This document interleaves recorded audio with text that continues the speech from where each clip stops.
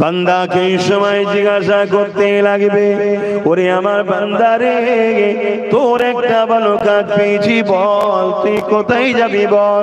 ওই সময় বান্দা বলতে লাগবে, আল্লাহ পাক আপনি যদি দয়া করে আমায় জান্নাতে দেন তবে আমি জান্নাতে যেতে পারবো। আমার আল্লাহ বলছে, বান্দারে তোর ভালো কাজটা কি জানবি না? আল্লাহ পাক আমার তো খেয়ালই নাই। ওই সময় আল্লাহ বলতে লাগে, ওরে আমার বান্দা, দুনিয়া জমিনে তুই একদিন প্রচন্ড গরমের সময়, মন দিয়ে শুনবেন, এক ব্যক্তি তার গৃহপালিত পশুকে একটা ছায়াতে গাছের তলাতে বেঁধেছিল।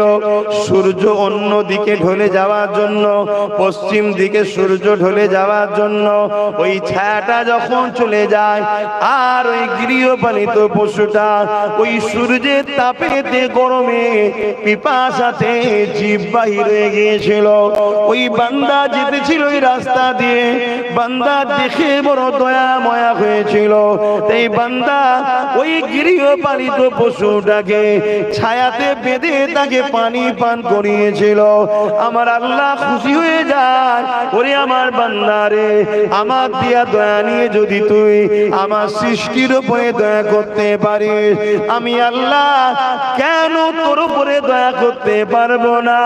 যে আমি আল্লাহ তোকে বেহিসাব জান্নাতি করে দিলাম।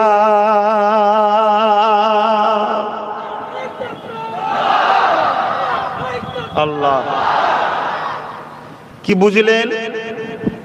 একটা অবালা পশুকে গাছে থেকে ছায়াতে বেঁধে রোদ থেকে পানি পান করানোর জন্য আল্লাহ খুশি হয়েছে যে আমার দিয়া দয়া নিয়ে তুই যদি দয়া দেখাস, আমি তো সৃষ্টিকর্তার দয়ার মালিক, তোকে কেন দয়া দেখাবো না?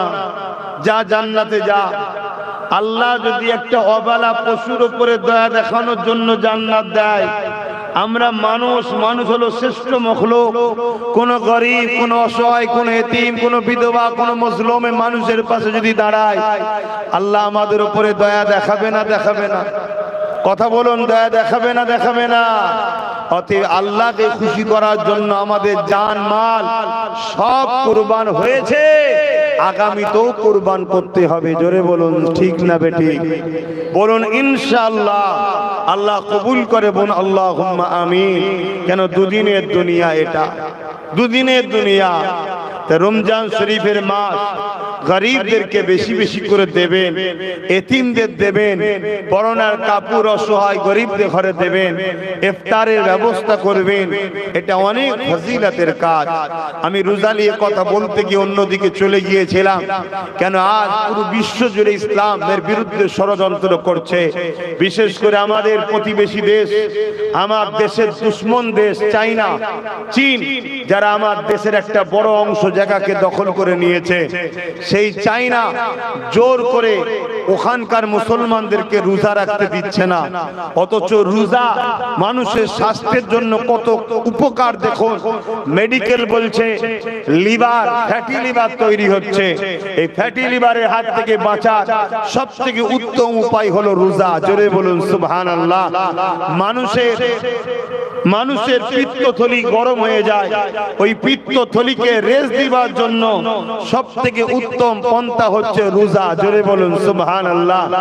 মানুষের শরীরের মধ্যে আজকের দিনে সব থেকে মারাত্মক যে ভাইরাস ক্যান্সার, ওই ক্যান্সারের পোকাকে দমন করার জন্য সব থেকে উত্তম, পৃথিবী বিখ্যাত ডাক্তার বলছে সেটা হলো রোজা। জোরে বলুন সুবহানাল্লাহ। মনে রাখবেন, সায়েন্স বলছে 20 থেকে 25 দিন, 15 থেকে 16 ঘন্টা না খেয়ে থাকলে ক্যান্সারের পোকাগুলো দুর্বল হয়ে যায়, মানুষকে ক্ষতি করতে পারে না।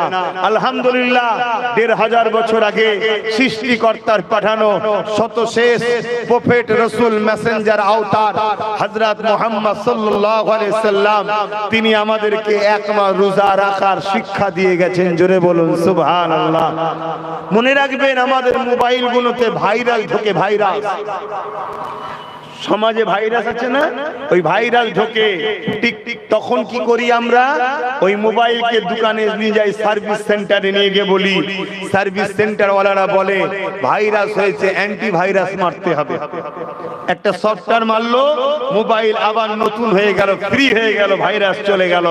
তা আমাদেরও 11 মাস এই শরীরে নানান খাদ্য যায়, ওই খাদ্যের সাথে হাজার রকম বিষ যায়, হাজার রকম ব্যাকটেরিয়া যায়, হাজার রকম ভাইরাস যায়, হাজার রকম জাম যায়। এটা শরীরের জন্য ক্ষতিকারক হয়, শরীর হ্যাং হয়ে যায়। এই শরীরকে 1 মাস রোজা আল্লাহ অ্যান্টিভাইরাস দিয়েছে। 1 মাস রোজা রাখলে শরীর আপডেট হয়ে আবার 1 বছরের জন্য সুস্থ শরীর গিফট হয়। জোরে বলুন সুবহানাল্লাহ, আরো চিৎকার দিয়ে বলুন সুবহানাল্লাহ। এটা সায়েন্স বলছে, বিজ্ঞান মেনে নিয়েছে। আমার রাসূল বলেছেন বিজ্ঞান আজকে মেনে নিয়েছে যে মুহাম্মদ সাল্লাল্লাহু আলাইহি ওয়াসাল্লাম যা বলছে সবই সত্য। কেন সত্য হবে না?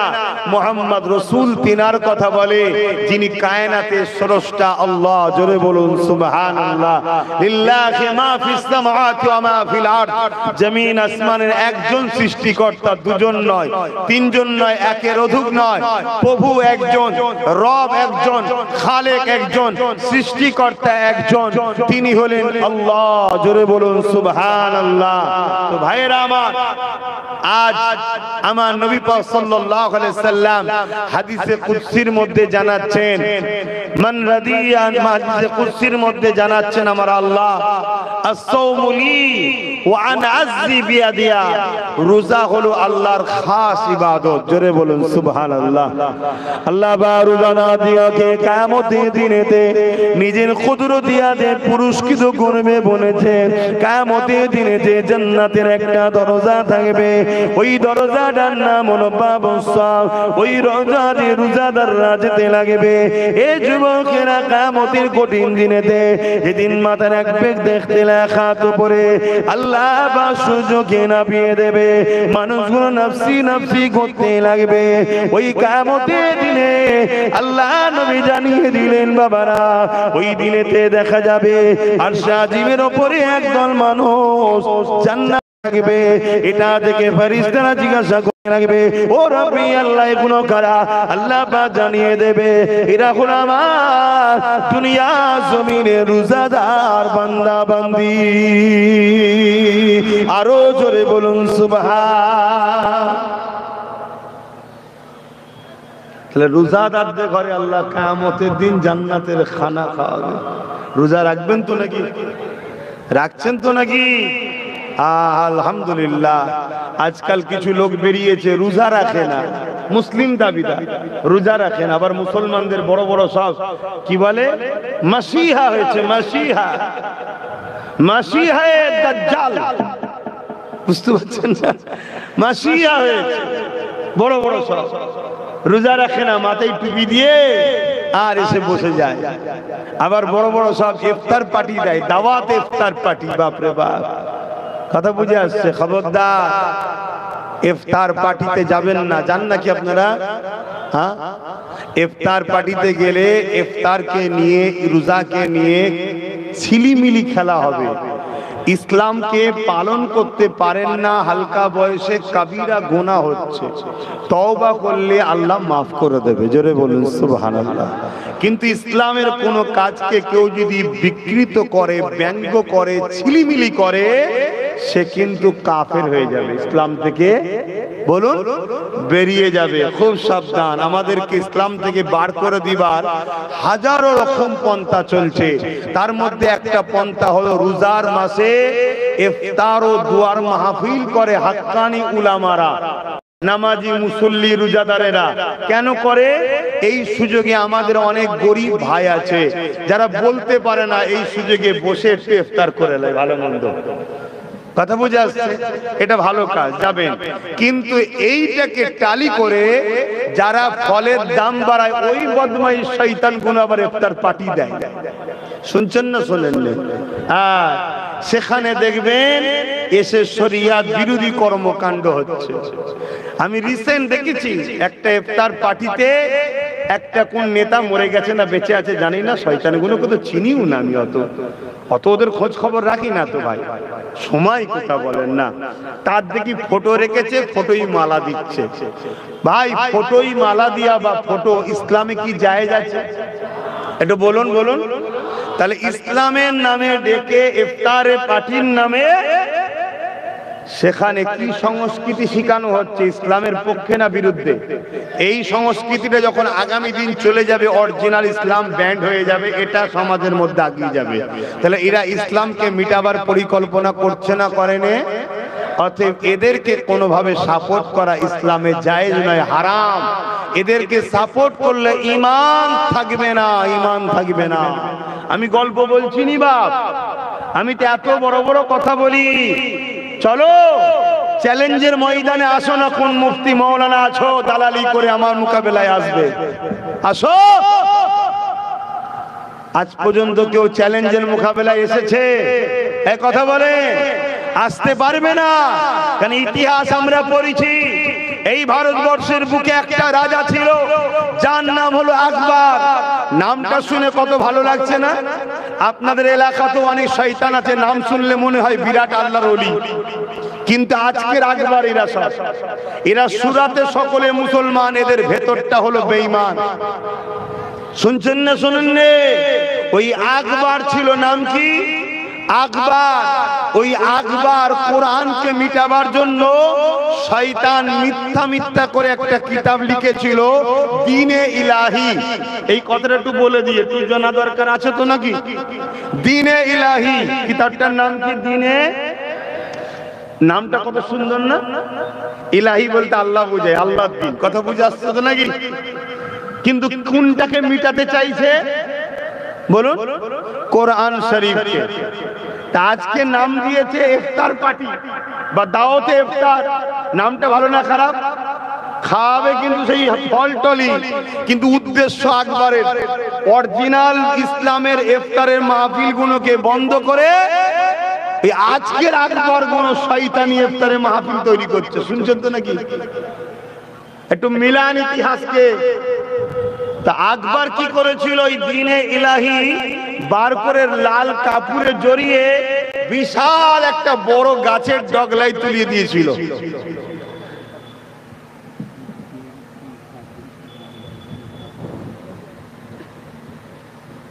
শুনছেন তো? বিরাট ওপরে তুলে দিয়েছে। সকালে মানুষ কাজে বেরিয়েছে, লাল জিনিস নজরে বেশি পড়ে না, পড়ে না? যখনই নজরে পড়েছে, একজন দুজন তিনজন ডাকাডাকি হতে হতে লোক জড়ো হয়ে গেছে। কেউ সাহস করে নাবাচ্ছে না। রাজার কাছে খবর গেছে আকবর সৈন্য টৈন্য নিয়ে বদমাইশ নিজে করেছে। শয়তান সব জানে, সেজে গুজে আসছে। এসে আর ওই লোক থেকে নাবিয়েছে।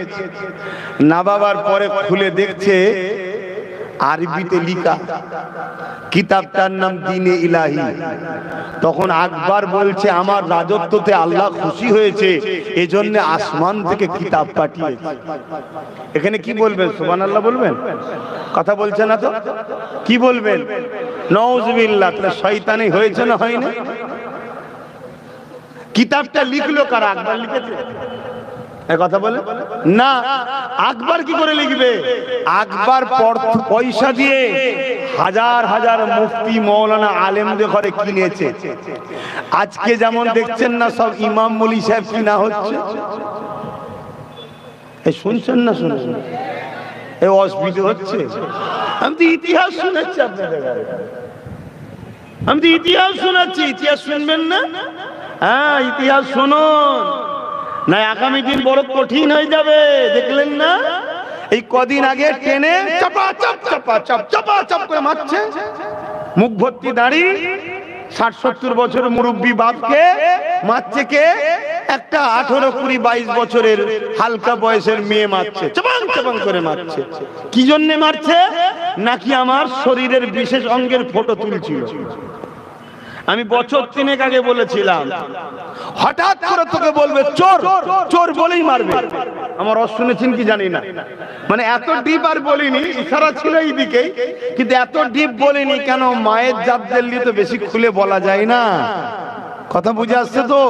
কিন্তু বছর 3 আগে বলেছিলাম যে হঠাৎ করে এই দোকানের সামনে দাঁড়াবি, তোকে বলবে চোর, ঘিরে ফেলে পিটতে পিটতে মারতে মারতে মারতে মারতে মেরে ফেলবে।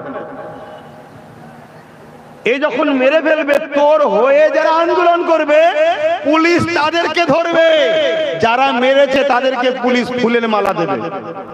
বছর 3 আগে বলেছি না বলিনি? একটু সরাসরি দেন যারা শুনেছেন, বলেছি না বলিনি? আজকে আবার বলে যাচ্ছি, যে ঘটনা ঘটলো এটা আগামীতে অহরহ হবে, অহরহ হবে। যেখানে সেখানে পিটবে, জুতো খুলে মারবে, কথা বুঝে আসছে না? নাই এবার আব্বাস সিদ্দিকী এই বিষয়ে তুমি বক্তব্য দিওনি কেন? আমি তো বক্তব্য দিলে তোমরাই বলবে হুজুরের ছেলে কেন রাজনীতি করবে, তোমরাই তো বলবে। তা ঠেলা সামলাও, ঠেলা সামলাও। সমাজের দুর্নীতিকে মিটাতে গেলে প্রশাসনকে শক্ত হতে হয়, ঠিক না বেটি? প্রশাসন আমার কথাই চলে, যাদের হাতে রাজ ক্ষমতা তাদের কথাই চলে। তো ওই বিষয়ে কথা বলতে গেলে তো মোল্লা মলি সাহেবদের অসুবিধা হয়, কি হয় না? হয় না? তো মার খাও। এখন তো চর খেয়েছো, কাল জুতো বাড়ি খাবে, দাঁড়াও না। 80 বছর হও 90 বছর হও, গাল পেতে দিও, মাঠটা চুপচাপ খেয়ে লিও, নাই ট্রেন থেকে ফেলে দেবে। আমার কথা ভাবে একটু খারাপ লাগবে, কাল আমার বিরুদ্ধে হয়তো অনেকে আবার বাইট দেবে, দিতে পারে। এতে আমার আগেও কোনো যায় আসে না, আজও কোনো যায় আসে না, ভেতরটা জ্বলছে তাই বলছি। তোমরা আমার কথা তো শুনলে না, কথা বুঝে আসছে তো? যে কোন কথা বলতে গিয়ে চলে যাচ্ছি, হতভাগা আকবর ইতিহাস শোনো। তা আকবর মুফতি মৌলানাদের ঘরে কিনেছে। ভাই এইসব ইফতার মাহফিলে আলোচনা হয় না, সব মানুষ অন্যদিকে ব্যস্ত। হ্যাঁ আল্লাহ বস। আহা, এ কি সরষের তেল রান্নার জন্য দিয়েছে নাকি? আমি জীবনের প্রথম দেখলাম কেউ সরষের তেল এত বেশি দিয়েছে। আমি সব জায়গায় দেখেছি পানি বেশি দেয়, সরষের তেল একটুখানি দেয়, কেন পানি তো কিনতে লাগে না, সরষের তেল কিনতে হয়। এই প্রথম দেখলাম কেউ একজন সরষের তেল বেশি করে দিয়েছে পড়তে। কিছু ঢেলেলে পেঁয়াজির কাজে লাগবে। আরে আমরা বাপ বেটা একটু আনন্দ করছি, কারো অসুবিধা হচ্ছে নাকি? কেন আমাদের সাথে আমাদের লোকেরাই থাকে। কাতার তো ভাগ হয়ে গেছে, ঠিক না বেটি গো? কাতার তো ভাগ হয়ে গেছে নাকি? মুনাফিকদের কাতার আলাদা, আমাদের কাতার আলাদা। কি চলে আসেন, একটু সালাম দিয়ে এলি, কেন মানুষ ইফতারের জন্য ব্যস্ত হয়ে আছে। হে নবী,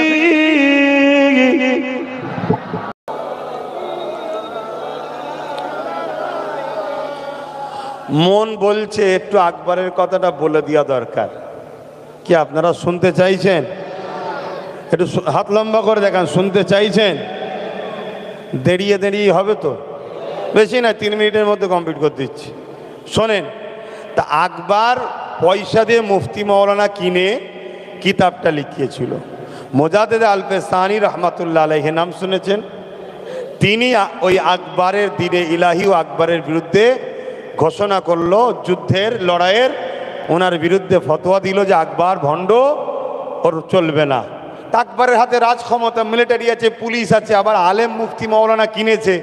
আকবর মুফতি মৌলানাদের বললে, আমার সব ভাড়াটিয়া মৌলানা তোরা পয়সা দিয়েছিস, বদমাইশগুলো খেয়েছিস, আর আমার বিরুদ্ধে মুজাদ্দেদ আলপেসানি ওই মুরব্বী লোকটা একা লড়ছে, তোরা কি করছিস?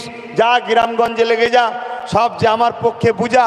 আকবরের মুফতি মৌলানা গুলো সব ভাড়াটিয়া গুলো বেরিয়ে গেল, বেরিয়ে গিয়ে নানান দিক দিয়ে মানুষকে বুঝাতে লাগলো। হ্যাঁ, শাসকের বিরুদ্ধে হ্যান ত্যান সব বললে হয় আর হয়, এরকম সব বুঝাতে শুরু করলো। মুজাদ্দেদ আলপেসানি একা একদিকে দাঁড়িয়ে রইলেন, আর তিনার পক্ষে গুটি কত উলামা দাঁড়ালেন। জোরে বলুন সুবহানাল্লাহ।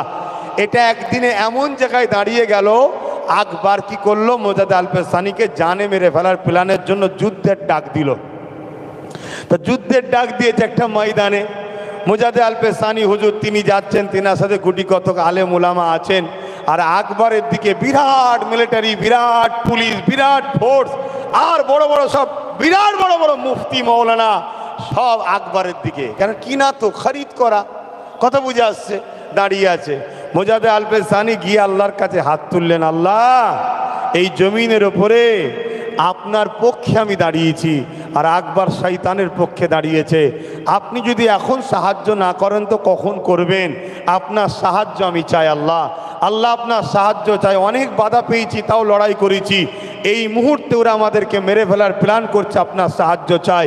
আল্লাহ পাক দোয়া কবুল করলেন, জোরে বলুন সুবহানাল্লাহ। বিশাল তুফান পাঠালেন। ওই তুফান মোজাদ্দেদ আলপে সানি ও তিনার সাথীদের মাথার ওপর দিয়ে গিয়ে আকবর ও তার বাহিনীকে সব লন্ডভন্ড করে মেরে আল্লাহ জাহান্নামে গ্যারেজ করে দিয়েছে। শুনছেন তো নাকি? অতএব হকের পক্ষে কম তো কি হয়েছে, তোমাকে আল্লাহর পক্ষে থাকতে হবে। রাজি আছো না নাই? রোজার মাসে হাত তুলে বলো, রাজি আছো না নাই?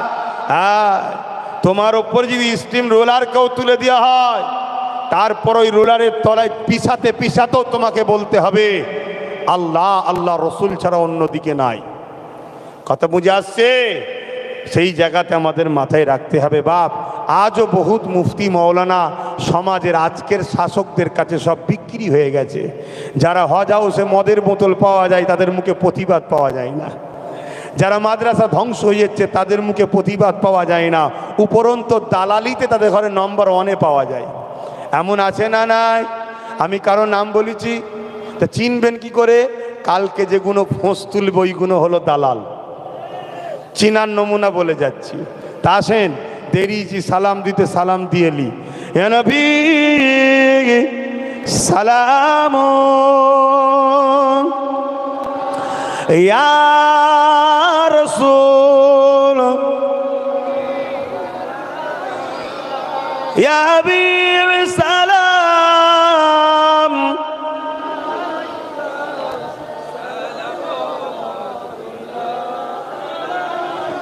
কঠিন আসো ওরের দিনে কি আছে মোদের কপালে, গুনাহগার উম্মাহ আত আপনার লইবেন সঙ্গে মাশরে। নবী সালাম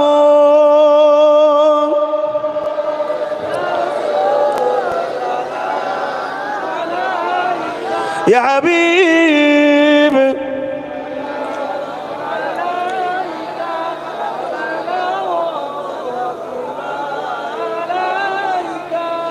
বাপজান, আমার সময় কম, তাড়াতাড়ি গায়ে গায়ে বসুন। বালাগাল উলা বিকামালিহি।